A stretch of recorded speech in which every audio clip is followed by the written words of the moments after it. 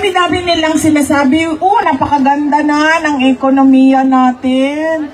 Tingnan nyo, pababa yung inflation, madaming investments. We are on our way to becoming from a developing country to the next level. Maganda siya tingnan sa papel, It looks good on paper, but you don't see it at all in the everyday lives of the Filipinos. There is nothing happening in our economy. Yung mayaman, mayaman pa rin. Yung mahirap, lalong naghihirap. Yes? The poor is getting poorer.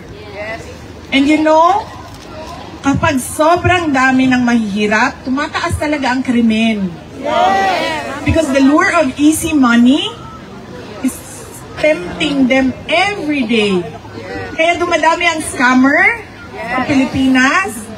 Mag-ingat kayo, mga kababayan namin earning in dollars, because target kayo ng scammers. Investment scam, tech scam, lahat na even fellow Filipinos scamming their kababayan.